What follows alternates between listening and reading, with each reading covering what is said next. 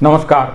यूं तो ये काफ़ी पहले हो जाना चाहिए था, लेकिन शुक्र है देर हुई पर आखिरकार बात हो गई। बात हो रही है नागरिकता संशोधन अधिनियम की, यानी CAA सिटीजनशिप अमेंडमेंट एक्ट 2019 की। ये कानून बना 2019 में, लागू हो रहा है 2024 में। 5 साल का डिले ऑलरेडी हो चुका है, लेकिन अब चूंकि लागू हो रहा है तो इस कानून को किस तरह से समझें, इस कानून का विरोध करें या ना करें, इसके लिए वीडियो बनाया गया है। तो ये जो सिटीजनशिप अमेंडमेंट एक्ट है, इसको समझने के लिए बहुत इंपॉर्टेंट है कुछ तारीखों के जरिए इसको समझा जाए। और वो तारीखें क्या है? एक तारीख 1906, दूसरा तारीख 1947, तीसरी तारीख 1971, चौथी तारीख 2019 और पांचवी तारीख 2024। इन तारीखों के जरिए, 5 तारीखों के जरिए मैं आपको बताने की कोशिश करूंगा कि सिटीजनशिप अमेंडमेंट एक्ट क्या है, इसका विरोध करना चाहिए या इसका समर्थन करना चाहिए। तो देखिए, कहानी शुरू होती है 1906 में। ब्रिटिश भारत है, जिसमें कि अफगानिस्तान का थोड़ा सा हिस्सा, पूरा का पूरा पाकिस्तान, भारत और बांग्लादेश, आज की जो बाउंड्रीज हैं, ये मिलाकर ब्रिटिश इंडिया बना था।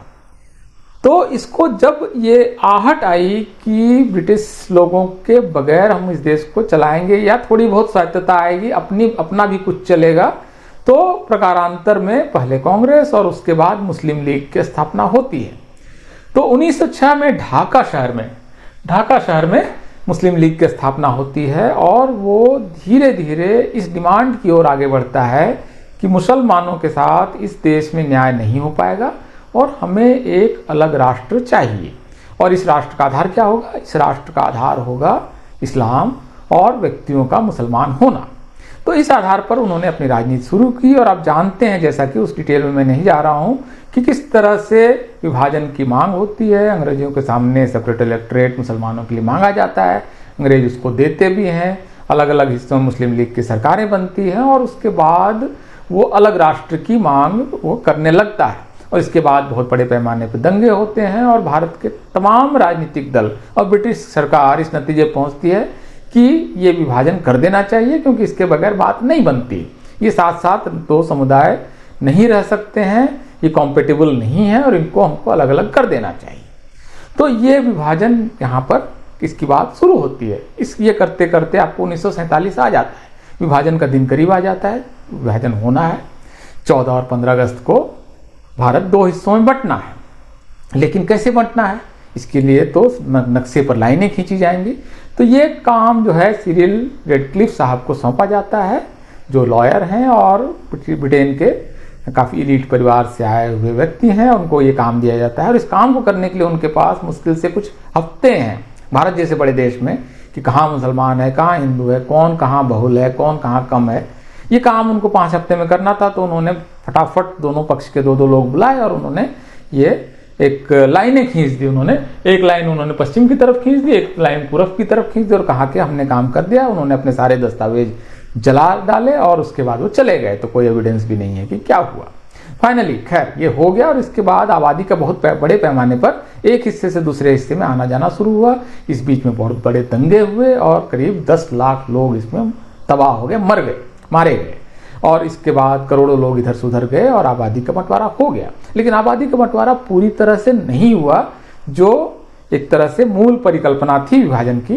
काफ़ी हिंदू पाकिस्तान, जो पूर्वी और पश्चिमी पाकिस्तान है, उसमें रह गए और काफ़ी मुसलमान यहाँ रह गए भारत में। भारत में बड़ी समस्या इसलिए नहीं थी क्योंकि भारत ने यह तय किया कि आज़ादी के बाद हम एक सेकुलर धर्मनिरपेक्ष राष्ट्र बनेंगे। तो मुसलमानों को यहाँ सारे राइट्स दिए गए जो हिंदुओं के, बल्कि कुछ एक्स्ट्रा राइट्स दिए गए, जैसे कि वो माइनॉरिटी इंस्टीट्यूशन चला सकते हैं, अपने मन से चला सकते हैं और सरकार से मदद भी ले सकते हैं, अपने ढंग से रिजर्वेशन के कानून लगा सकते हैं, लागू कर सकते हैं। इसके अलावा उनको अपना सिविल कोड दिया गया कि वो अपने जो पारिवारिक मामले हैं वो अपने ढंग से संचालित करें, अपने धर्म के हिसाब से संचालित करें, ये कोई कॉमन लॉ नहीं बनेगा। इस तरह के बहुत सारे राइट्स और माइनॉरिटी डेवलपमेंट कमीशन और वगैरह कई सारी चीज़ें, माइनॉरिटी कमीशन वगैरह बनाया गया। तो ये एक उनको कुछ एक्स्ट्रा राइट्स दिए गए। लेकिन ये स्थिति पाकिस्तान की नहीं थी वहाँ। और पाकिस्तान जो है, पाकिस्तान जो पूर्वी और पश्चिम दो हिस्से में था, एक बांग्लादेश बना और पाकिस्तान बना, दोनों इस्लामिक राष्ट्र हैं, और इसके अलावा अफगानिस्तान जो पड़ोस का मुल्क है वो भी इस्लामिक मुल्क है। तो वहाँ पर धार्मिक आधार पर उत्पीड़न शुरू हुए, और चूंकि धार्मिक आधार पर उत्पीड़न हो रहा है तो ये हमको समझना होगा कि इस्लामिक राष्ट्र में धर्म के आधार पर उत्पीड़न मुसलमानों का नहीं हो सकता है। इस वजह से जो कानून बना सीएए में, इस पर काफ़ी लोग सवाल उठाते हैं कि इसमें जो मुसलमान आएंगे उनका क्या होगा। मुसलमान आएंगे, उनकी नागरिकता देने पर कोई रोक नहीं है। आप जानते हैं कि अदनान सामी को नागरिकता दी गई है, और ऐसे काफ़ी लोगों को दी गई है, नागरिकता देने पर कोई रोक नहीं है। लेकिन ये कानून एक विशेष कानून है, जो धार्मिक उत्पीड़न के शिकार लोग हैं उनको नागरिकता देनी है। तो इसलिए ये कानून किन पर लागू है? ये कानून हिंदूज पर लागू है, ये कानून सिख पर लागू है, ये कानून बुद्धिस्ट पर लागू है, जैन पर लागू है, पारसी पर लागू है, क्रिश्चियंस पर लागू है, क्योंकि इस्लामिक राष्ट्र में धार्मिक उत्पीड़न का प्रश्न है। तो ये जो लोग हैं, ये जब भारत आना शुरू हुए बहुत बड़ी संख्या में, तो ये क्योंकि आज़ादी के तुरंत बाद ये शुरू हो गया था। आप जानते हैं जोगेंद्र नाथ मंडल की कहानी, वो पूर्वी पाकिस्तान के बहुत प्रमुख नेता थे, डिप्रेस्ड क्लासेस के, शेड्यूल कास्ट के, और उन्होंने सोचा कि दलितों के लिए नर्क तो सब जगह है, क्या इधर और क्या उधर, तो हम यहीं पर रह लेते हैं, कोई फर्क नहीं होगा हमारी जीवन में। और हम उस समय मुसलमानों का उनके साथ कोई बुरा व्यवहार भी नहीं था, तो उसको समझ नहीं पाए। लेकिन जब इस्लामिक राष्ट्र बन गया पाकिस्तान, तो उसके बाद उत्पीड़न शुरू हुआ। 2 साल के अंदर उनको समझ में आ गया कि हमसे गलती हुई, एक ऐतिहासिक गलती हुई, जिसकी कीमत करोड़ों लोगों को चुकानी पड़ी। और जोगेंद्र नाथ मंडल खुद भी 2 साल बाद वहाँ से कानून मंत्री पद से इस्तीफा देकर भारत आ गए, कलकत्ता आ गए, और लोगों का आना फिर शुरू हो गया। मतलब एक क्रम शुरू हो गया, लोग आ रहे हैं। ये सिलसिला तेज हो जाता है जब बांग्लादेश ने भाषा के आधार पर एक अलग राष्ट्र की मांग शुरू की। धर्म, आप देखिए, धर्म जोड़ नहीं पाया उनको, भाषा के आधार पर एक अलग राष्ट्र की मांग शुरू हुई, और वो मांग जैसे तेज हुई तो उत्पीड़न शुरू हो गया बहुत बड़े पैमाने पर। पश्चिम पाकिस्तान के सेना ने उत्पीड़न शुरू किया, उसमें बलात्कार हुए, हत्याएं हुई, संपत्ति लूटी गई, और इसमें से इसका सबसे ज़्यादा दंश झेला किन्होंने? हिंदुओं ने, जिसमें मुख्य रूप से दलित थे। तो ये बड़ी संख्या में 71 के आसपास लोग आने लगे, जिसको कि आप कहते हैं कि वो एक 71 रिफ्यूजी कहते हैं। वो आए तो उस समय की भारत सरकार ने, और खास करके बंगाल सरकार, बहुत निष्ठुर साबित हुई उनको लेकर। बहुत ही बुरा व्यवहार रहा, उनको ट्रांजिट कैंप में डाला गया, उनको दंडकारण्य से लेकर तराई में जाकर फेंक दिया गया, अंडमान में फेंक दिया गया जाकर, एक तरह से उनको बसाया नहीं गया। तो ये सवाल एक पेंडिंग रह गया कि जो इस तरह से लोग आएंगे इनका क्या होगा। भारत सरकार ने उस तरह समय तय किया कि इनको सिटीजनशिप नहीं देनी है, इनको ट्रांजिट कैंप में रखना है। ट्रांजिट मतलब आप समझते हैं, यात्रा करते समय आदमी का जो पड़ाव होता है उसको ट्रांजिट कहते हैं। तो ट्रांजिट में है, ये आए हैं, इनको वापस धकेल देना है। तो इनका सिटीजनशिप सेटल नहीं किया गया, खास करके दलित थे तो इनकी आवाज़ें भी कम थी और कोई सुनने वाला नहीं था इनके लिए। तो ये मामला पेंडिंग रह गया, एक तरह से स्थगित रह गया। तो ये स्थगित मामला जब चलता रहा और एक समय के बाद हुआ कि अब इसका क्या करें, तो जो बीजेपी है उसके घोषणा पत्र में ये इस मामला था कि हम इनको नागरिकता देंगे। तो पहले कार्यकाल में इनके पास तो ये बात वो शुरू हो गई कि देना है। तो बाद के दिनों में होते होते 2019 में एक कानून बन गया कि सिटीजनशिप अमेंडमेंट एक्ट क्या है?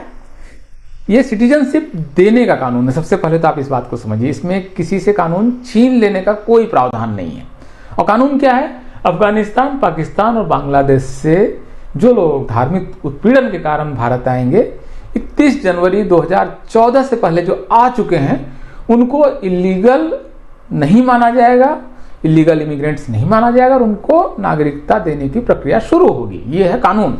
तो ये कानून बन गया, संसद के दोनों सदनों में पास हो गया, राष्ट्रपति से इसका अनुमोदन हो गया, और फिर ये कानून जो है गजट में भी प्रकाशित हो गया। कानून लागू होना चाहिए था। लेकिन आप जानते हैं कि इससे पहले कितने तरह का विरोध, कितने तरह की अफवाहें, और सरकार से भी इस मामले में गलती हुई कि उन्होंने एनआरसी के साथ इसको मिलाकर लागू करने की कोशिश की, जो कि इस मामले को उसने और पेचीदा बना दिया, जबकि उसको कोई ज़रूरत नहीं थी। कुल मिलाकर बहुत पेचीदा मामला बन गया। उस विरोध की वजह से भारत सरकार ने इसको उस समय लागू करना उचित नहीं समझा। लेकिन वो डिमांड तो थी, वो डिमांड बंगाल में और तमाम जगहों पर जो रिफ्यूजीज हैं उनकी डिमांड आती रही। फाइनली 2024 में ये कानून लागू हो रहा है, और फरवरी महीने में। और ये कानून अब जब लागू हो रहा है तो मुझे लगता है कि किसी के लिए इसका विरोध करने का कोई कारण नहीं है। ये धार्मिक आधार पर भेदभाव नहीं करता है, क्योंकि ये धार्मिक उत्पीड़न के शिकार लोगों को मदद देने का कानून है। तो जाहिर है कि इस्लामिक देश में मुसलमानों पर धार्मिक उत्पीड़न नहीं होगा, उनके लिए ये कानून नहीं है। लेकिन इसका आधार मतलब ये नहीं कि वो धार्मिक आधार पर भेदभाव करता है। किसी मुसलमान या किसी भी धर्म के किसी व्यक्ति की नागरिकता ले लेने का इसमें कोई प्रावधान नहीं है।